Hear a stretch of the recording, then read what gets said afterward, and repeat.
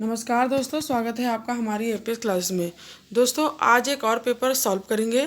सबसे पहला प्रश्न है, उत्तराखंड का गांधी के नाम से कौन जाना जाता है?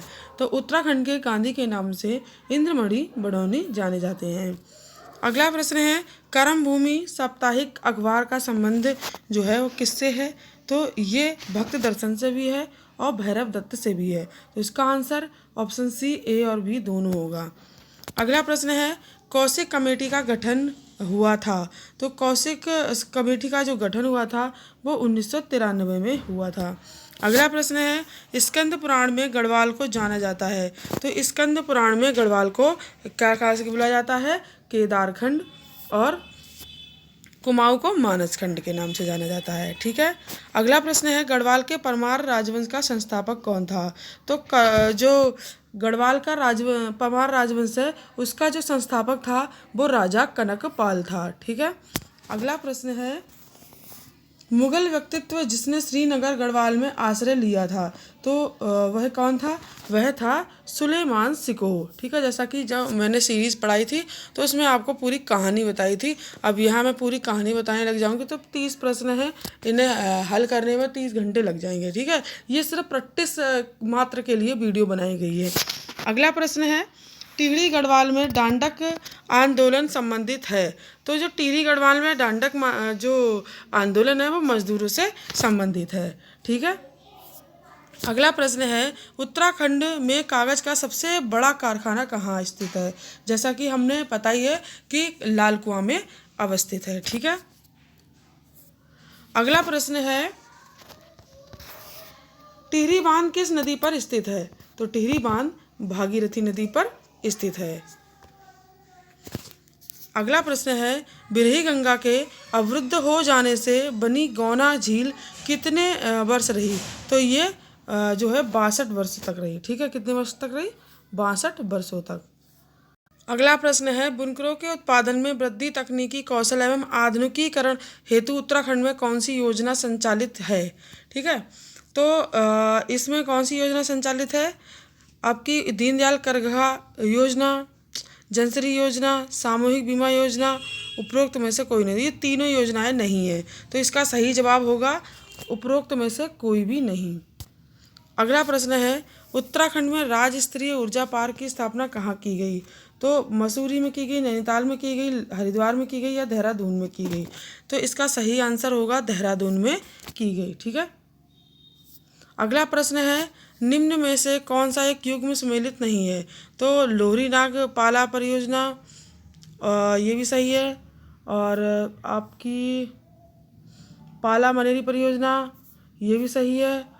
कि सो बांध परियोजना देहरादून, ये भी सही है। ठीक है। तो इसका सही, तीनों तो सही है, तो इसमें तो तीनों सम्मिलित हैं, तो इसका सही आंसर होगा उपरोक्त में से कोई नहीं। ठीक है। अगला प्रश्न है, हरिद्वार किन दो राष्ट्रीय राजमार्गों के संगम पर है? ठीक है। तो इसका सही आंसर होगा NH 58 और NH 74। अगला प्रश्न है, स्थानीय भाषा में बसक्याल किस ऋतु को कहा जाता है? ठीक है। तो बसक्याल जो है वो वर्षा ऋतु को कहा जाता है। किसे कहा जाता है? वर्षा ऋतु को। अगला प्रश्न है, उत्तराखंड के कौन से जनपदों का समूह भूकंपीय स्थिति के अनुसार सर्वाधिक सक्रिय संवेदनशील क्षेत्र है? तो यह है बागेश्वर एवं चमोली। ठीक है। क्या है? बागेश्वर एवं चमोली। अगला प्रश्न है, श्रीनगर गढ़वाल में स्थित अजयपाल का राजभवन किस वर्ष भूकंप से क्षतिग्रस्त हुआ? तो यह 1803 में हुआ। ठीक है।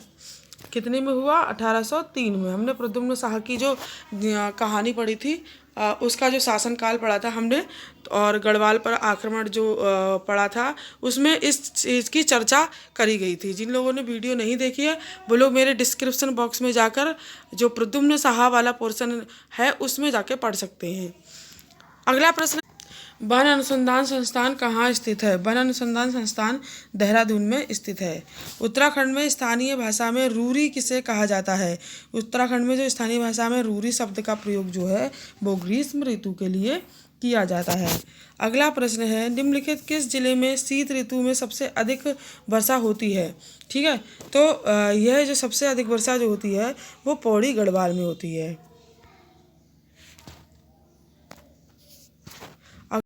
अगला प्रश्न है उत्तराखंड का कुल क्षेत्रफल कितना है।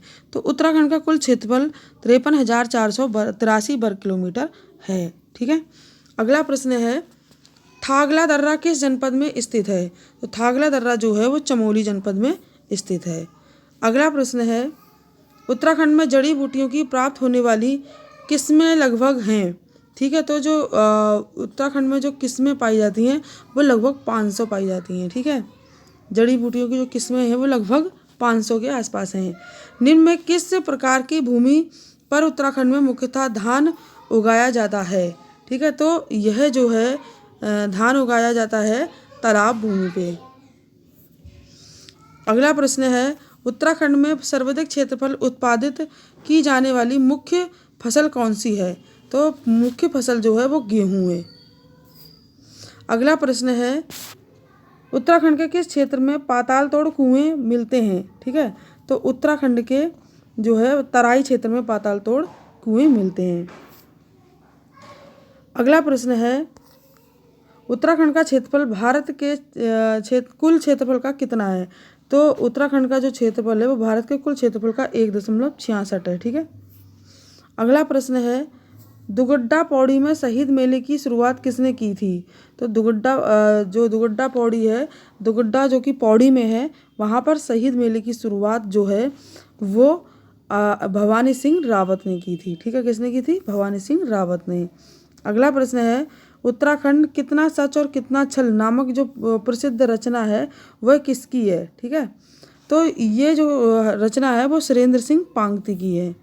कितना छल और कितना जो भी है, ये जो लाइन लिखी गई है ये लाइन जो है वो सुरेंद्र सिंह पांगती जी ने लिखी है। अगला प्रश्न है अगला प्रश्न है किसे कुमाऊँ का तुगलक कहा जाता है। ठीक है।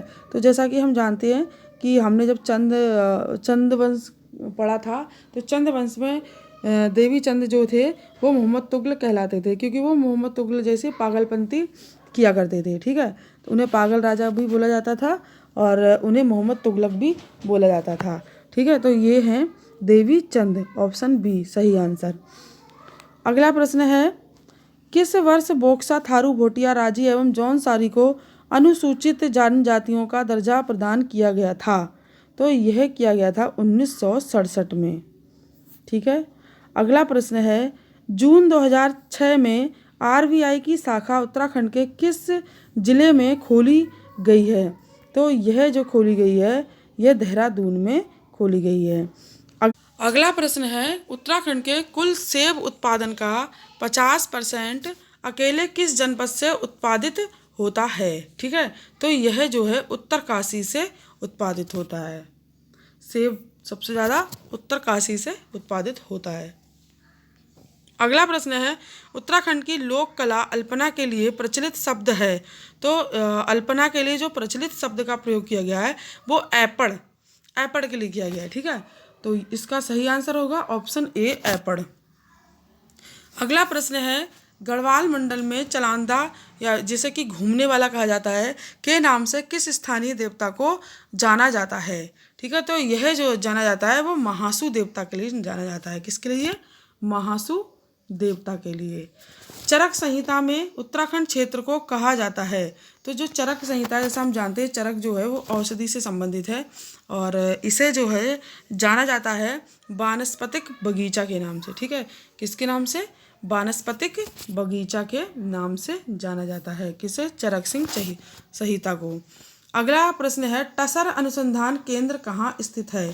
तो देखिए जो टसर अनुसंधान केंद्र है ये नैनीताल में स्थित है।